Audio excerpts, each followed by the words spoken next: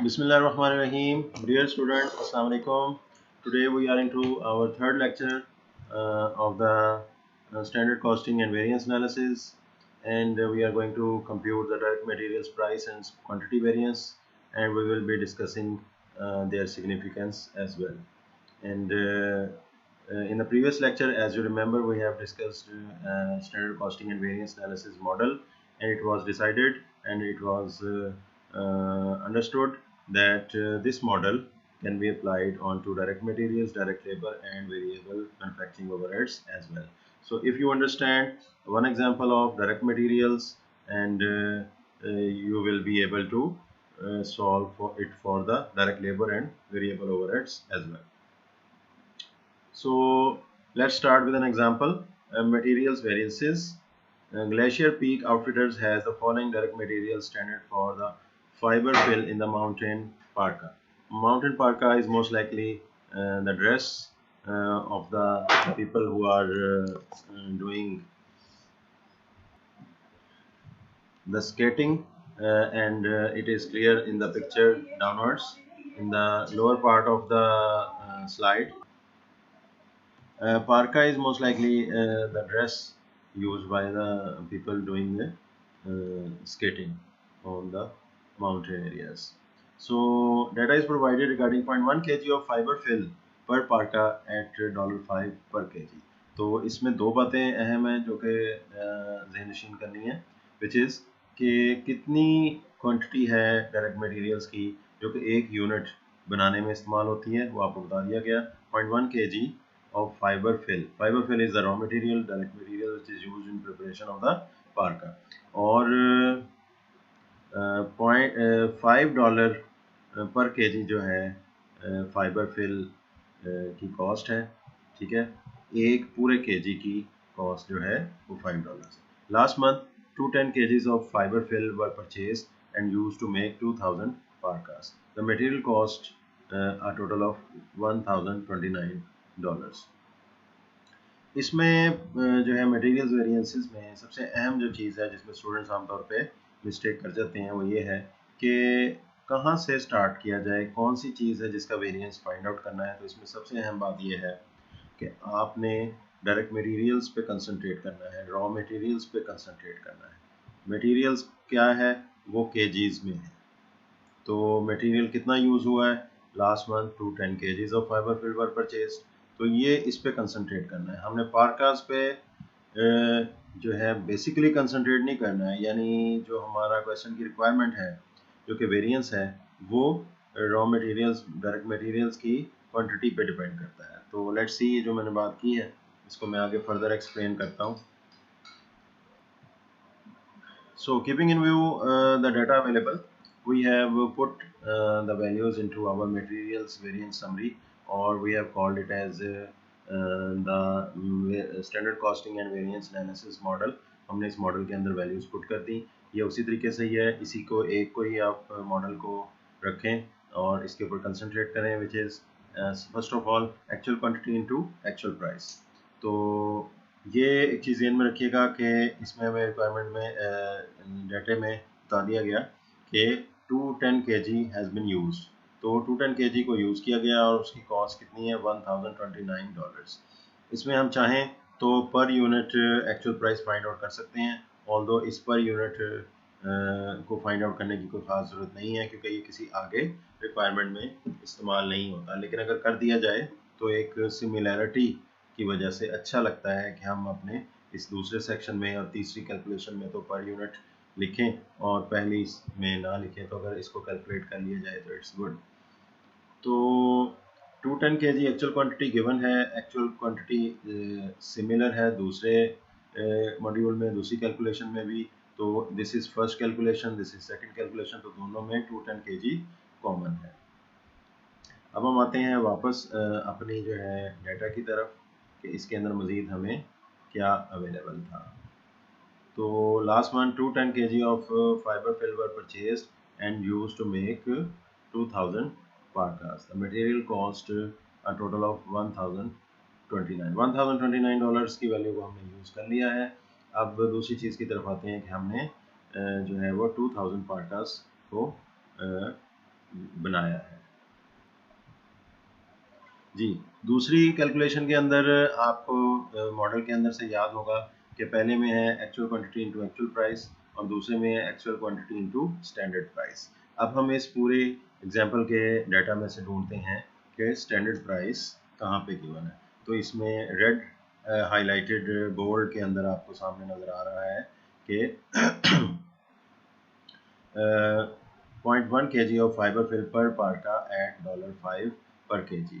ये जो है आपको as per standard direct material standard for fiber fill in its mountain parka, ये बताया गया है कि ये स्टैंडर्ड कॉस्ट जो कैलकुलेशंस की गई हैं, जो कि हमने प्रीवियस लेक्चर में कवर किया था कि स्टैंडर्ड कॉस्ट कार्ड एक बना लिया जाता है, उसमें से ये पता चला कि स्टैंडर्ड कॉस्ट पर यूनिट पर kg जो है $5 है। यहाँ पे एक और चीज़ क्लियर करता चलूँ, क्योंकि मैंने थोड़ी देर पहले कहा कि अब इसमें कंसंट्रेट कर रहे हैं हम पर केजी पे, यानी डायरेक्ट मटेरियल्स की अगर बात हो रही है तो हम रॉ मटेरियल की बात करेंगे।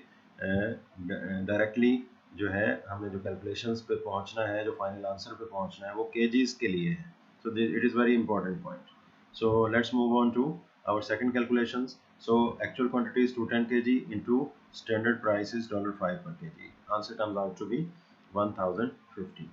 तो इसके बाद जो है हम आते हैं इसको तीसरी कैलकुलेशन की तरफ, which is standard quantity into standard price. Standard price अभी हमने देख ली है $5 है।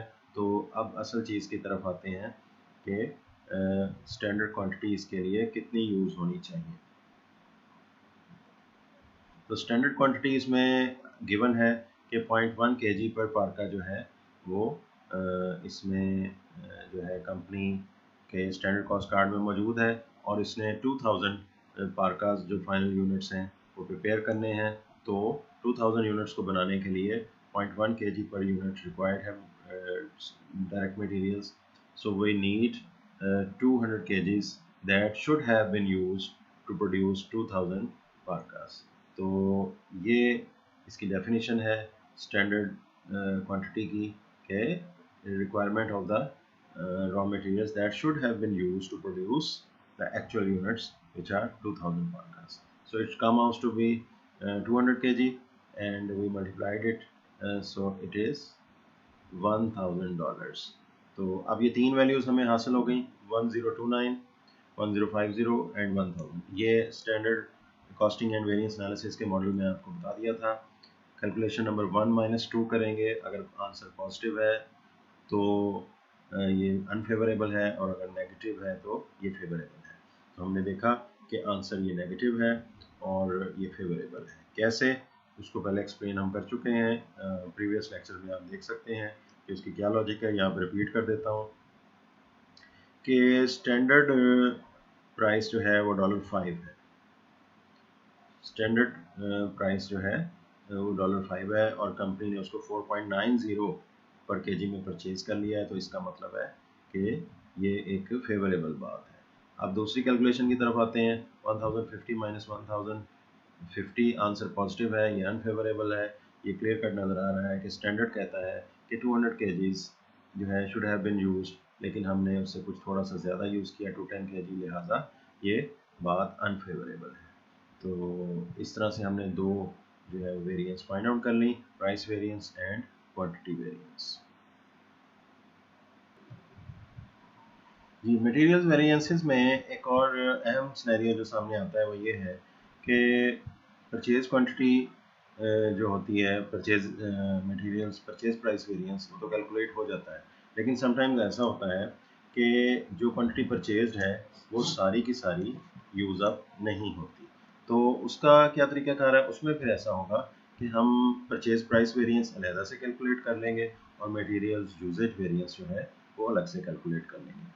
उसमें क्या होगा कि परचेज प्राइस वेरिएंस जो है वो एक सेपरेट उसी क्वेश्चन का पार्ट बन जाएगा और मटेरियल्स यूजेज वेरिएंस जो है उसी क्वेश्चन का एक सेपरेट पार्ट का बन जाएगा। उनको हम एक टेबल में जो है सॉल्व करने की बजाय दो टेबल्स में अलहदा सॉल्व कर लेंगे।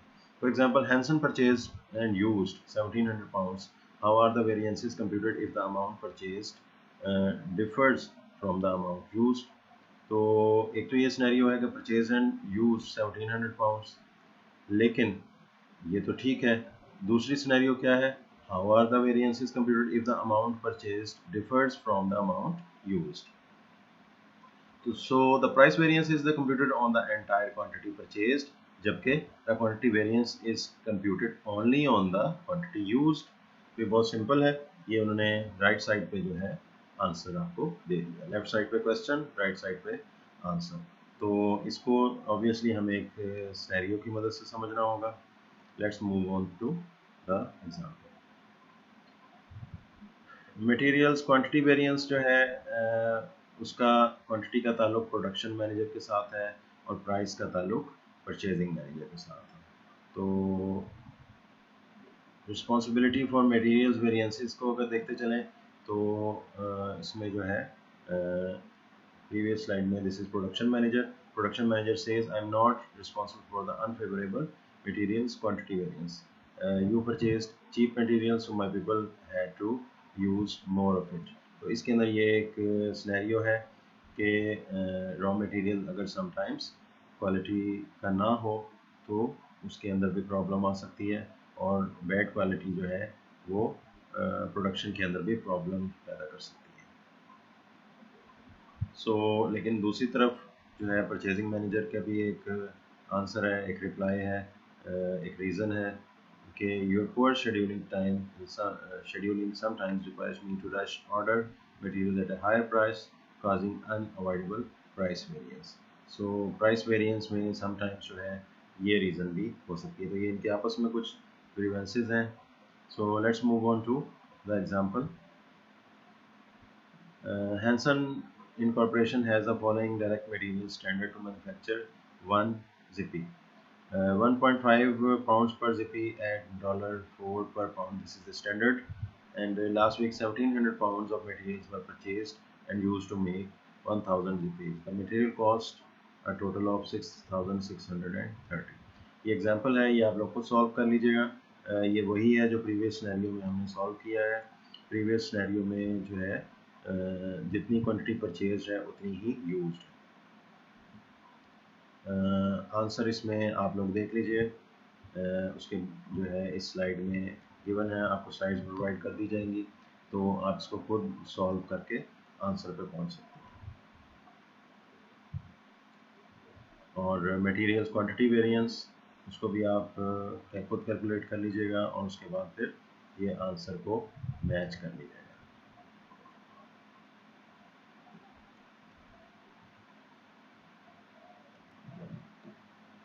Let's summarize this example into our standard costing and variance analysis model, जिसको हमें जो है हम यूज़ कर रहे हैं, आप भी इसी को यूज़ करें। Actual quantity into actual price, ये आपको गिवन है 1700 पाउंड्स, उसका रेट गिवन है।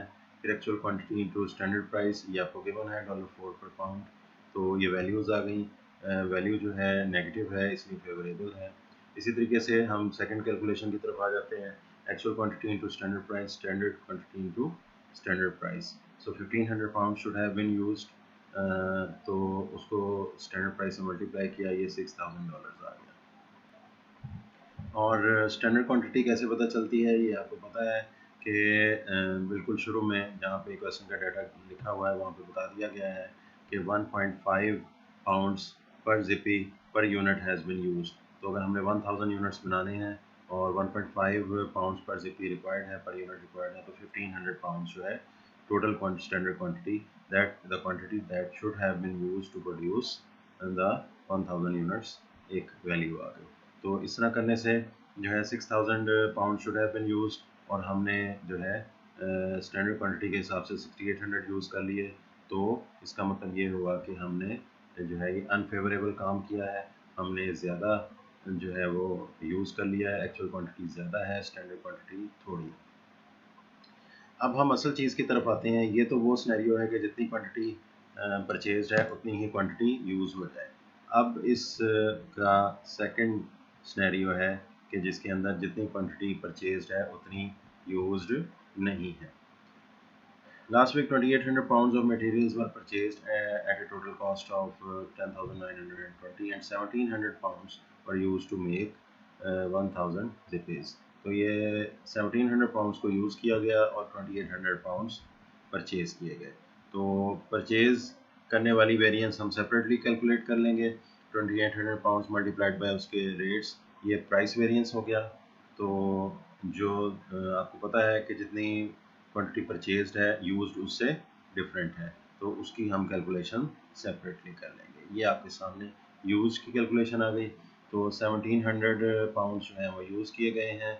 Actual quantity use into standard price 1700 pounds है, और standard quantity into standard price ये उसी हिसाब से कैलकुलेट किए गए हैं जो कि पिछली एग्जांपल में वैल्यू चल रही थी।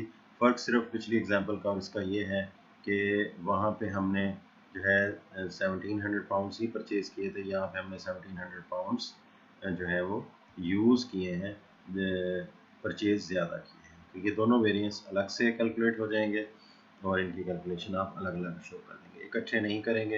इकट्ठे भी की जा सकती है, लेकिन ये कि ज़रा ज़्यादा कॉम्प्लेक्स कैलकुलेशन फील होगी। तो यहाँ पे हम इसको एंड करते हैं। ये दो सिनेरियो हैं कि purchase quantity is same as that of quantity used, and in the second scenario and here was the second scenario where quantity purchased is different from the quantity used। तो इस चीज़ का ज़रा ध्यान रखें। यही बस मटेरियल्स के हवाले से थोड़ी सी एक डिफ़िकल्ट बात थी, बाकी all things remaining the same.